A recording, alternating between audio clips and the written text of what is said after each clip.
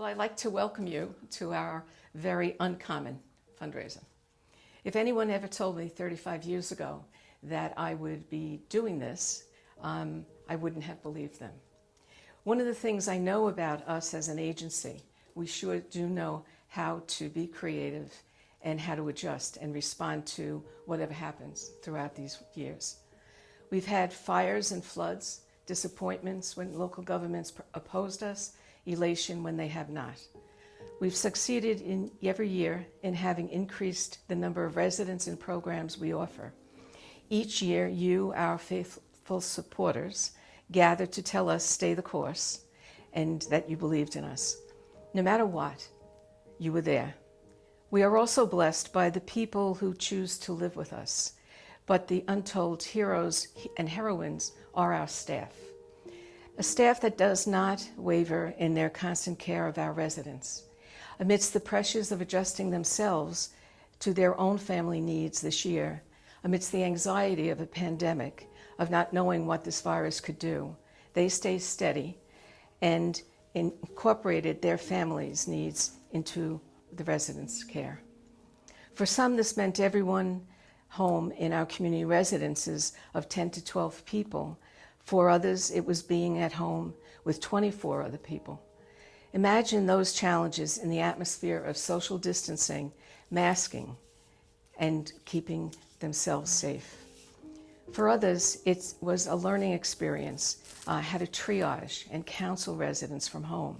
A very difficult shift for staff and residents who we used to visits and face-to-face conversations. Then there was the challenge to those in all other roles in the agency, in administration, stepping up and responding with total commitment, even as they feared what was happening. I'm not surprised by their example and dedication, for that's been true of them for 35 years. Hi, Christian! Please take something from the basket. Thank you. Our appreciation Yes, for so everything much you so. do. Can you tell us your name and what you do here? Yes, my name is Christian Woods, and I am the housing specialist with Mercy Haven. My name is Erin, and I am the Community Empowerment Coordinator. Cindy Pfeiffer, and I'm the HR Generalist. My name is Sandy Cabrera. I'm the Executive Assistant for Sister Pat and Joe. Bobette Jackson, I'm a housing specialist. My name is Lisa Garzona, and I'm the office manager. Micheline Klein, I'm the community service coordinator. I'm the supervisor of the individual supportive housing program. Darlene, I work with the families. I am Donna O'Heron. I am the director of supportive housing and services. It's a long one. Get it? John Murray, Director of Business Management. I'm the senior bookkeeper and payroll clerk. Oh, very good. And your name? Oh, your name? Oh, Bernadette Johnson. That's right. And she comes to all our committees, and Oh, she's yes. the best. Does it have to be a real name? Yeah. No. Suzanne Richards, Program Assistant. My name's Allison. I'm the Assistant Administrator at 2571, the Westbury Community Residence, and I love it here. Residential counselor. Very nice. Emmy, Administrator. Lovely. Laura, Assistant Administrator. I'm Nicole. I'm a residential counselor here at Westbury. Okay, I'm Eve. I am a community residence counselor. I'm Brianna. I'm a per diem counselor here. My name is Heather Gill, and I am the Senior Administrator of Congregate Care, which means I oversee the adult home here as well as the 3 licensed community residences in the community, and that's on Suffolk County. This is Angela, and she's the administrator of this beautiful group home in Westbury that we have. 3 words to describe your coworkers. Just 3. That's really hard. I would say family, dedicated, for sure. And I guess deep down loving. Dedicated, competent, and compassionate. Lovely, compassionate, and amazing. Caring, devoted, and fun. Dedicated, Nice. reliable, and sometimes annoying. Oh my God, so I'm so delighted that I get to say great things about this staff. They're heroes with capes. They're dedicated, and for the past year, well no, I want to say since I want to do COVID, I can't, this is more than 3 words. I can't ask for a better staff. They have not missed a beat the whole time. Our residents are healthy, they're safe, they're cared for, and COVID needs to go away. Dedicated, inspiring, and faithful. Fun. Team, they very helpful. We all work together. I like that. We're all helpful. Caring. Caring. Putting everybody in the spot. And supportive. Courageous, dedicated, amazing. You could just shout it out. Amazing. Empathetic, patient, kind, gentle. Oh, good. She's like 2 months. Everybody's awesome. Yes, incredibly. We're very lucky to have the staff we do. Compassionate, hardworking, and devoted. Wonderful, fabulous. They hard workers. They do, yeah, they're amazing. Hard workers, very involved, helpful, yes, friendly, persistent. Oh, incredibly, wonderfully. I don't even know. I have amazing co-workers. So our camaraderie is amazing. Helpful, friendly, and supportive. Supportive. Giving. Very nice. That's 3. Each person said one. Caring. Beautiful. Sharing. Aww. They are doing a job that I might not be able to do myself. And the constancy of being in environments with people who need the support, I think calls for a very special person. The 3 words. I think they're creative, committed, and eager to give.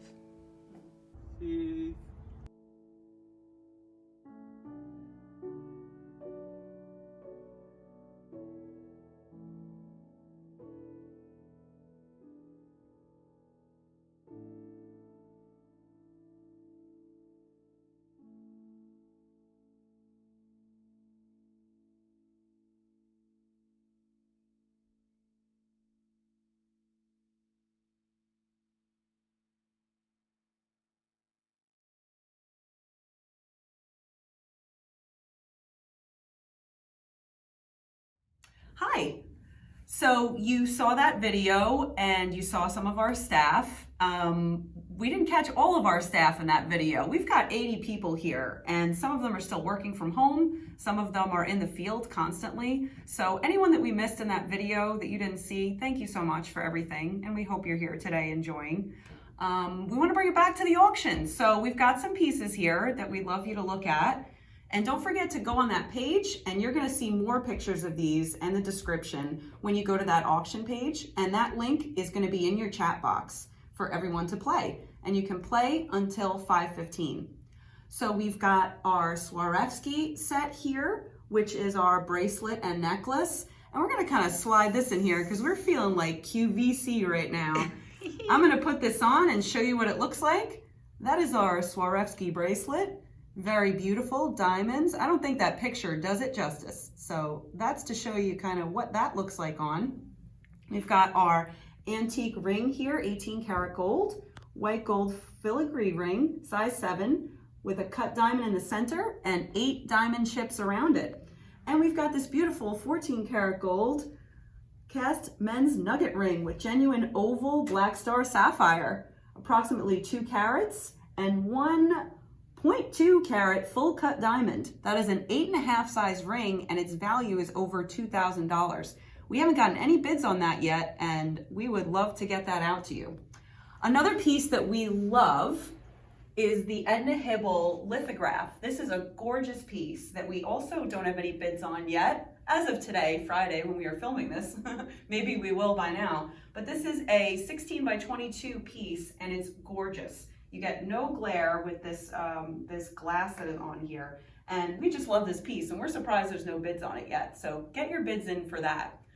You heard me mention nostalgia earlier. Now, talk about nostalgia with this piece. We have our straight from 2004 Sisters and Misters dinner party. So this dinner party is an outdoor spring dinner party for 10, cooked and served by co-founders Sisters Pat Griffith and Kathy Nolan and friends, complete with wine tastings and pairings at the beautiful home of board member and supporters Anthony and Stephanie Laudo. All precautions will be taken to ensure safety for all at this event in light of COVID, with ample space for social distancing, and will be planned closely with the winner to ensure comfort for all. And in the spirit of our live event, what we've heard from a lot of you, your favorite part is to hear from our residents, to hear from the people in our care.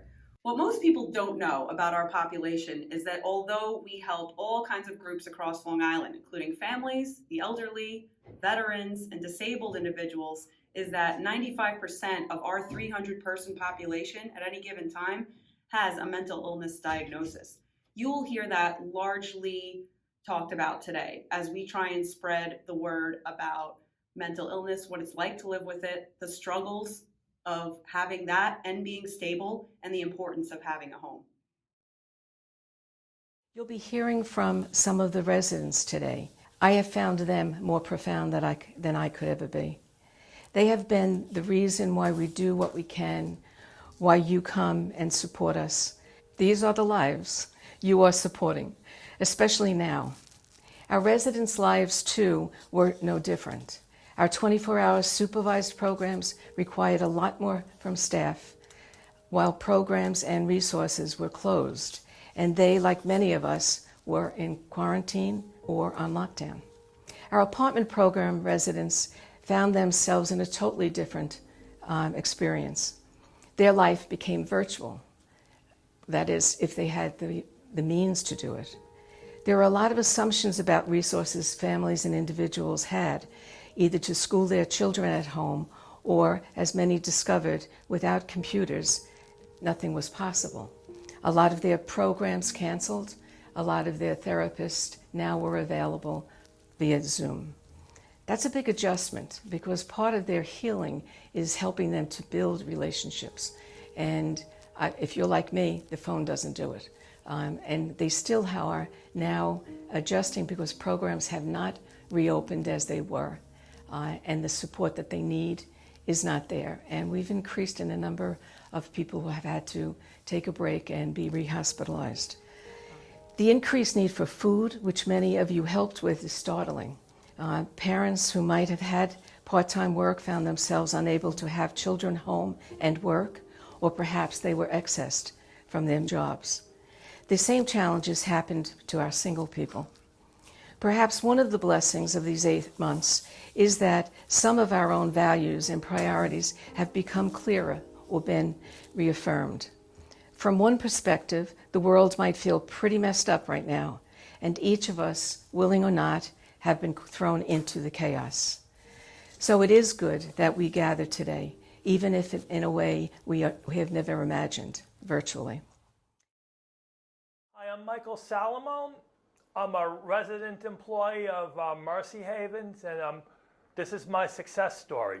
Bipolar, traumatic head injury, schizophrenia.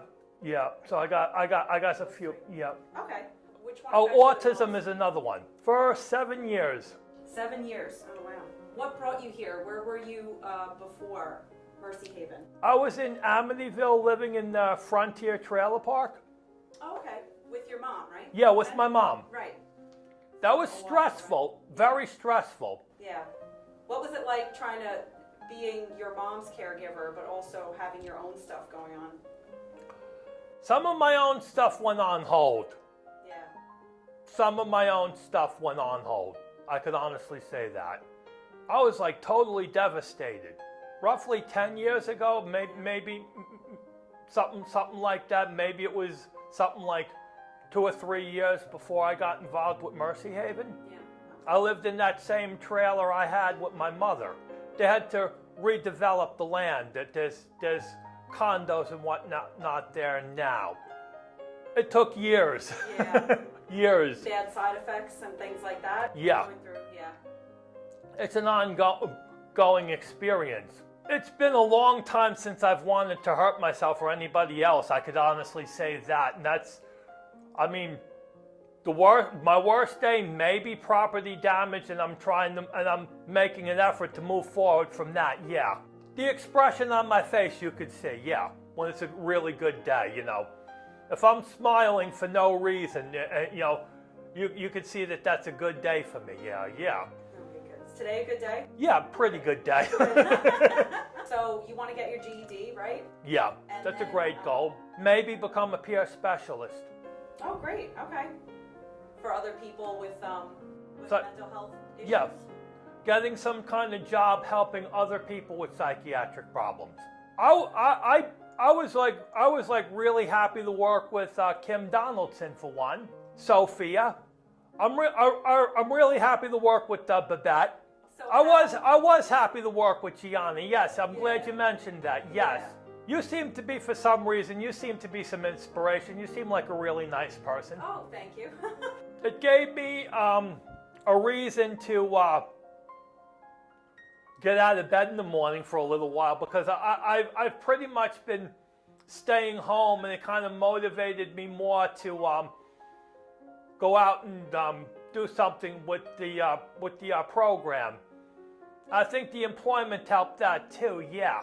It gave me something positive to set my mind to a good responsibility, yeah. In the stuffing envelopes and help clean out some apartments as well, you know. And Rob was from was from the area I used to live in, and it sounds like he knew some of my mom's old friends. So you made a friend in that in the program, you're saying? That was during the program that you met him? Yeah. I'm very thankful for Mercy Haven, yes. I could say that, yes. It's given me a better quality of life living here, yes. Living with Mercy Haven in my house, because the trailer I lived in needed a lot of work, and that was very stressful alone, yeah, not having a lot of things that I couldn't afford to fix, and so, thank you. Why do you think there's such a negative connotation to mental illness?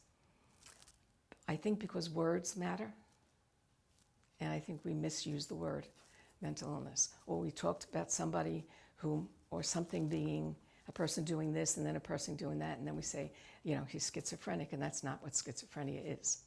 So I think there's a lot of unlearning or sensitivity that has to be done, and correcting of myself about how I use words, which also include the words of what the residents are documented as, because they're still vibrant human beings who happen to be living with that illness. Hello everyone, my name is Ashley Slide. I am 29 years old. I am a resident of Mercy Haven. I suffer with bipolar depression, anxiety. So it's less depression now. It began with depression, turned into serious manic bipolar, and now it's turning to light anxiety, which I'm working on that now. The bipolar I discovered in high school. It wasn't tough. I wasn't getting along with a lot of students in my class. I had very few friends. My home family life as a child was not also great, so that kind of like put it hand in hand into perspective and actually triggered the bipolar. I just wanted to graduate school and do the right thing, and still to this day I'm just trying to do the right thing. And I can say that bipolar came about with family issues. I wouldn't have knew I had bipolar unless this family issue did not happen to me. I didn't discover it. It just came about. I can't really explain how it came. It was there, and it could have been passed down through my parents, which I don't know anything about my parents because I'm a foster child, so I don't really know where the bipolar disorder came into place. In a bipolar world, is like the whole world is crashing down on you. It's like you wake up and you're frustrated for no reason, or you find any reason to be mad, you know. And you don't know why these feelings are there, or you don't understand, well, why am I getting so mad or getting irritated so easily? That's when you have to check yourself and know, okay, this is a trigger. Me, on a normal basis, this is the normal me. So when I take medication for my bipolar, this is the normal me. I'm not any different or any different than anybody else because I take medication. I'm just the same as everybody else because I'm not the only one going through this. Christopher is like my therapist, so to speak, and not in a way, but he's the reason, like when I start to get frustrated, and I don't get frustrated with him, but he's the reason why, like if I'm having a bad day, he'll come up to me and give me a hug. Like that means a lot to me, you know what I mean? Because it's like, when I don't want to call that family member just to vent about my personal business or what I'm mad about. My son is a child. He don't understand what an adult life is yet. He's just learning. He's just growing. So when he sees mom, he's a little sad and she's crying. He'll come over, Mom, you know I love you, and give me a hug, and then my whole mood will change and I'll say, hey. So he is a piece of joy. He was a piece of pride in my life. Things and going the way they are, hopefully he will have a few siblings home soon with him. It's making him a stronger him, because him seeing me like this, I know that they say kids repeat what they see the parents do. So I noticed that when I do have my tantrums, I have to stop that in front of him, because when he gets frustrated, he's having a hard time at something. What do you think he's gonna do when he gets frustrated? If I'm frustrated, so imagine he's in school and he can't write a simple line, and then he's getting worked up and his anxiety is building up. It's kind of like it's being passed down to him, but I want to break that cycle right now. Housing specialist through Mercy Haven, that's one. Charlene was actually one of my housing specialists in the shelter when I was actually pregnant. Oh, really? Okay. She was my housing specialist when I was pregnant with Christopher in the shelter. Wow. So she actually knows me from pregnancy up until where we currently are today, my housing specialist, which I thought that worked out perfectly, because it was like she knew my history from the shelter days with my bad, my good, my bad, my ugly, but she also knew what my goals were and what I was focusing on for the next 4 years. She never has misled me. She's always been there for me, and she still is. Family Service League, which is my medication therapy management group. To say my coworkers that I work with, they're very nice. I have a few coworkers from the past that I talk to. Chris has, family, cousins that he can play with, My future hope is definitely to be a family oriented with my husband reunited. Christopher having siblings. Like my goal is to be a foster parent. So, full-time homeowner, full-time business owner. I would like to make a change in the community and start, once I get my goals done, then I can work on the community, because I have to work on self first, and then I want to actually be interacting in the community and try to change lives and save people's lives from the negative aspects of what they see. So I want to be able to do community service without saying that I'm doing it and want a reward for it. I just want to be able to go out and say I did this for the community and feel good about it. Yeah. I'm glad that I did this interview with you guys, because it needs to be heard and others need to hear that this is not just a program to take from you, it's to help you. And I just want to say thank you.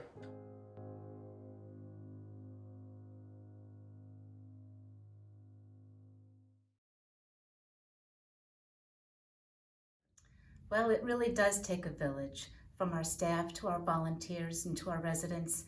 And now a brief moment to share our thanks to our sponsors.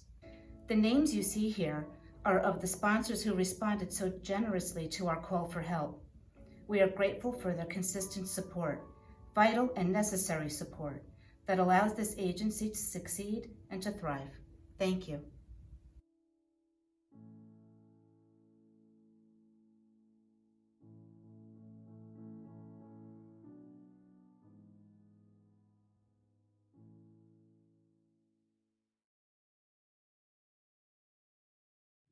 The daily struggles of living with a severe mental illness or knowing someone that you suspect is going through a mental illness can be daunting. There are resources out there for help. Mercy Haven is a resource. NAMI, the National Association for Mental Illness, is a resource. Family Service League right here on Long Island is a resource. Or you can simply text TALK to 741-741 to be immediately connected to a crisis counselor. There is hope, and there is hope for a full recovery out there, as you will learn from our next clips. I was willing to do this interview today because I have never been sat down to be talk to about my life or the past history of how I got to where I am today. I'm actually glad to help reach out to people to break the stigma. I'm proud of my own success as well. Just because nobody else was willing to. And I guess I wanted to just open up more. I mean, it doesn't seem like a lot, but it did take a lot to get where I am today. I do feel that someone else needs to hear this story. You maybe experience what I experienced, and you can learn a little bit from my story. I hope to break the stigma, and I like reaching out to people to try to explain to them that this is not all bad. I at first didn't really know what it was when I was treated for it, and I kept asking questions. And it's actually a mental illness in the mind, in the brain, a chemical imbalance of your moods, which makes your moods up, down, or in between. I think as people turn their life around, it's not as bad. You can be a totally different person with treatment. Sometimes you don't think you need the help, but you really do. So you say, oh, I don't need the help because I don't think there's anything wrong with me. More than it really is. Because I was the same way, I didn't want to get help, and all the time I got help. No. It took me a couple of years, but then in the end I said I need the help. I kind of decided I needed help many years ago when I was having problems with my father. My father and my stepmother at the time were really supportive at the time. It's a really tough question to ask a loved one, who you think needs help. Call somebody, vent. It's okay to talk. That's why I have with bipolar, you can go to therapy, you can go to medication management, and both of those hand in hand will help you feel like you're not just alone in your own world, That there is help out there for people. People can turn their life around. People are not all bad with mental health. People have to try not to be intimidated by everybody with mental health, because that's not what we're not all out to intimidate people. You may think so, but it can be difficult. Yeah. Maybe if they hear from somebody they love, maybe they'll get help. Don't hold in bottled energy. If you feel like you need to speak to someone, even if it's not a therapist, call your mother, call your aunt, call your sister, call your boyfriend, call your grandson, call anybody. It does motivate people to want to move forward, having a safe place to live that you could call home. Hi, I'm Louise Vagnanti. I was a former resident of Mercy Haven in the years of 1990 to 1992. People with mental health issues can move on with their lives and be successful. I think that the stigma of mental health needs to be adjusted, and I consider myself a success story. I had a nervous breakdown in college, and then I had to see a psychiatrist, and he told my parents that I had bipolar II illness. I worked for the Garden City Hotel. I administrated a program that dealt with children with open heart surgery. I did a lot with a mental health diagnosis. But unfortunately, I found myself homeless in the city, and you don't want to be homeless in the city. I was about 33 years old. I was brought into St. Luke's Roosevelt Hospital. I got reevaluated, and that's how I came to Mercy Haven. It's very rough. It's a lifelong illness, and it's a debilitating illness. And unfortunately, if you have it, you don't feel like getting out of bed, you don't feel like taking showers, you don't feel like doing these things. You have to force yourself to do these things all the time. In order to live in our society, as competitive as it is today, you have to force yourself to get yourself generated. I'm one of the lucky ones because I have a good family. If you don't have a family, it's very, very difficult because a lot of these people get abandoned. Well, my worst day, I think, goes back to the age of 19 when I got the diagnosis in college, and I was in Marymount in Arlington, Virginia, and I had a complete nervous breakdown. You don't know what's happening to you, and you're very fearful of it. you had to bring yourself up from the trenches yourself and get yourself restabilized. One of the hardest things for you to do is to sign yourself into a psychiatric hospital. Okay, the laws have changed that, you know, the police just don't take you there. You have to sign yourself in. And then you have to get compliant. They will place you. Social workers will place you in. I was in Long Island Jewish for 2 months, and the social workers placed me into a housing situation. You have to believe in God, and you have to move on from it, and you have to know the avenues to change. And you have to work with the mental health professionals that know a little bit more about this illness than you do. And you have to be grateful. You know, I really believe that organizations like this really put people on the planet, because if they didn't exist, people would be homeless and walking around the streets, and there'd be a lot of people in jail, and it's very, very difficult. It's inhumane. And an organization like Mercy Haven helps people get better and gives them hope. Hope is everything that everybody wants in life. You know, they want a good life. They don't want to be, most people don't want to be homeless. And, you know, it gives you it gives the country a good name, and that's what we want. We want people to get better.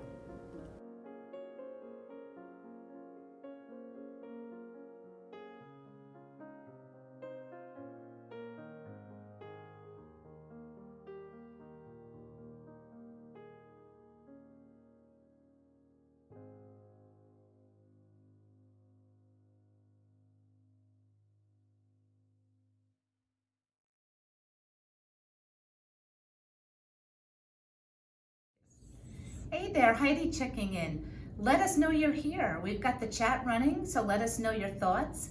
Be nice, and any questions you might have. We also have the link rolling in there for the auction site, so please get your bids in. Time is running out. Good luck and cheers. We had a lot of fun popping in on our staff these past couple weeks, and we want to again say thank you to them. And as all of you know, this event is to honor them. But we don't just want to use this time to honor our staff. We want to honor all frontline workers, and we gave our staff a chance to do that. Do you have any personal COVID heroes you want to shout out? Yeah, I guess, you know, somebody that we sometimes work with are the people who work in like CPEPs and some of the psych emergency rooms. State has not done their best to kind of give those people their benefit and their little extra thank you. So anything I can, you know, if I can give a little extra thank you, definitely would.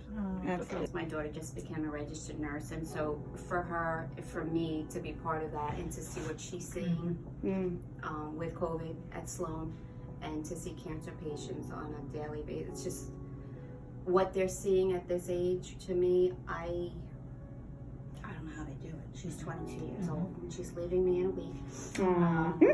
But they are heroes in the sense that there's no money enough to say that she's holding someone's hand, COVID or not. My son and my daughter-in-law, frontline workers. Me, my cousin Latia Lee, who is a nurse. She actually works with Columbia as well, and she was in charge of training a lot of the nurses that came from out of state to help with the COVID. Oh, wow. So I would like to give her a personal shout out. Absolutely. Because she's a wonderful, amazing person, and she's been having her own personal health issues. And in spite of that, she held on.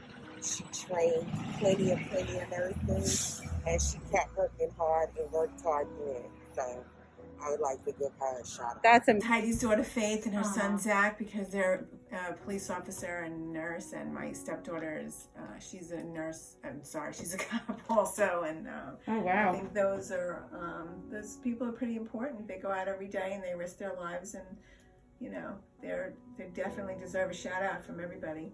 Like everybody that I know that work in nonprofit or heroes, everybody that works through the whole thing, have been most of my coworkers and friends that worked through it. Right. Didn't give up. No. Kept going, kept it moving. Shout out to my husband Michael, Aw. who's a COVID essential worker, and his staff at his job at Seattle Fountain Aw. on Fire Island, and my son and his girl, Christy Ann and Stefan, working at Dr. Wolf's office up in Port Jeff.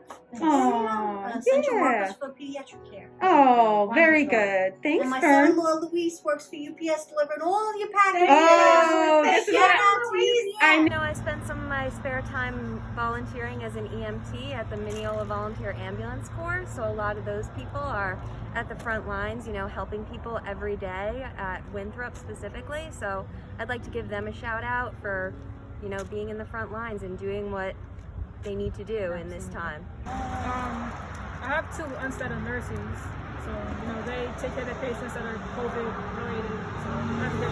Shout out to them. Well, shout out the doctors at Winthrop Hospital. My dad has been in and out with heart surgery and stuff like that, and they kept him safe and COVID free. So thanks for that. Yeah, I'd probably say a friend of mine, her husband has been battling COVID for over 4 months. No. Oh, wow. And he has been such a trooper, but he reminds us every day that it's about, you know, being present. Wow. If you can get up and you can show up, you can beat this thing. Yeah. But it's also about taking the precautions. Yeah. Well, my dear son Peter is an ICU nurse at Northwell in Manhasset and also at the Cohen Children's Hospital.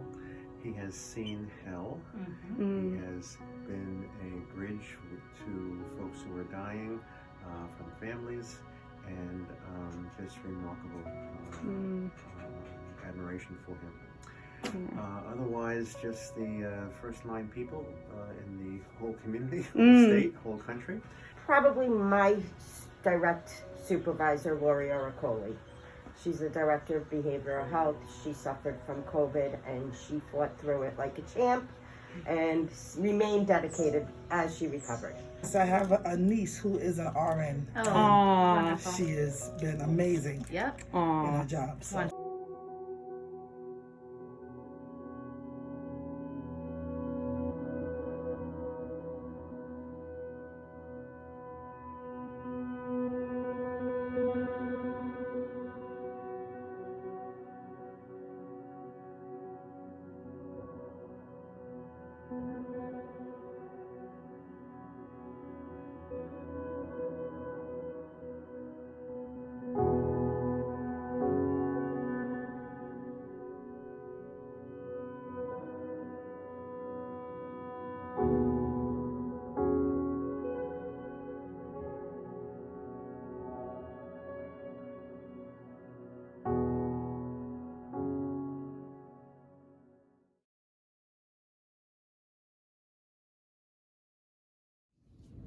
We hope you're enjoying your time with us today and hopefully having a cocktail or two.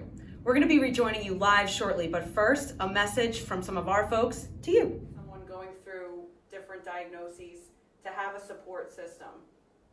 Like, how important is it for you to have housing, or why is it important to have housing and have the support system of staff like Mercy Haven? It's very important. To the donors and the supporters of this organization, There's 12 people at in West Babylon, and they all have different personalities.